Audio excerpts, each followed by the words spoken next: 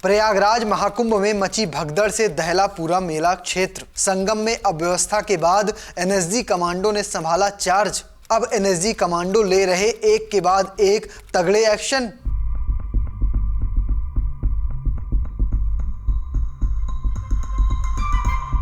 बुधवार को मौनी अमावस्या स्नान से पहले उत्तर प्रदेश के प्रयागराज में संगम पर भगदड़ जैसी स्थिति पैदा होने के बाद रेस्क्यू ऑपरेशन जारी है। प्रधानमंत्री नरेंद्र मोदी ने हालात जानने के लिए मुख्यमंत्री योगी आदित्यनाथ से फोन पर 1 घंटे में ही 2 से 3 बार बात की है। इस बीच संगम पर भगदड़ जैसी स्थिति पैदा होने के बाद अखाड़ों ने 29 जनवरी को होने वाले अमृत स्नान को थोड़ी देर के लिए रोक दिया था।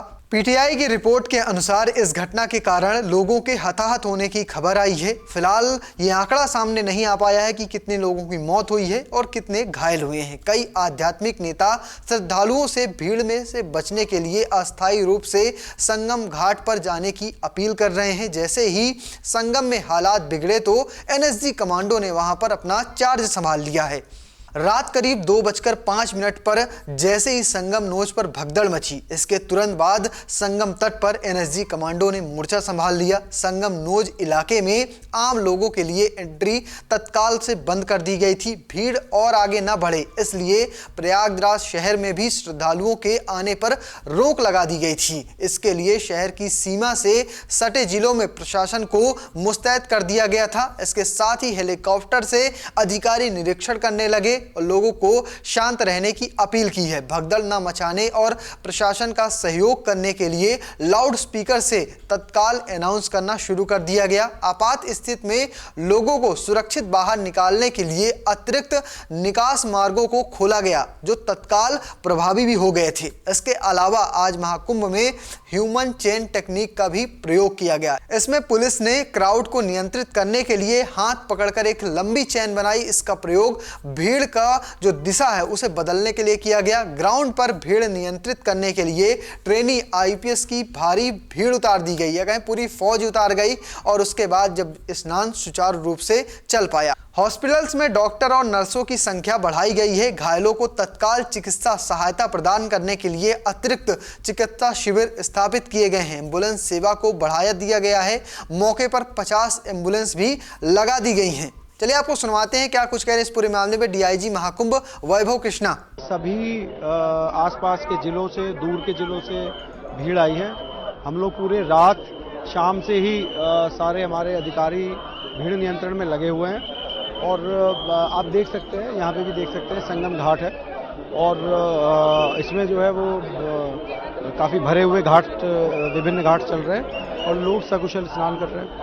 सर, ये अखाड़ों के आने की क्या सूचना है, क्या कुछ है और इंतजाम आपने, जैसे हमने देखा आपने अखाड़ा के लिए जो पार्किंग है वो स्थल और जो स्नान के स्थल है संगम वाला, वो दोनों घाट भी खाली करवा लिए तकरीबन। देखिए, सुबह चूंकि काफ़ी भीड़ का प्रेशर था तो इसलिए विभिन्न अखाड़ों ने हम लोगों से ये कहा था कि आप लोग अभी जनता के भीड़ प्रबंधन पे ध्यान दें और हम लोग बाद में स्नान पर विचार कर लेंगे।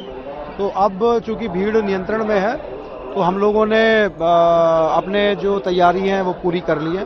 अखाड़ा मार्ग हमारा रेडी है, अखाड़ा घाट हमारा रेडी है और पूरा एरिया सैनिटाइज्ड है। तो हम लोगों ने अखाड़ों को ये बात पहुंचा दी है। अभी कुछ देर में जो है वो स्नान के लिए आएंगे। सूचना आई है कि वो आ रहे हैं स्नान करने। अब स्नान होना चाहिए, हम लोगों को उम्मीद है। हम लोगों ने पूरी अपनी तैयारी की सूचना उन्हें दे दी है तो स्नान होना चाहिए। सुबह के टाइम पे काफी ज्यादा एम्बुलेंस गई थी, काफी लोग घायल हुए थे, क्या कुछ? देखिए, आधिकारिक रूप से मैं अभी नहीं बता पाऊंगा क्योंकि अभी हम लोग भीड़ नियंत्रण में लगे हुए हैं और प्राइमरी जो केयर है उसमें लगे हुए हैं।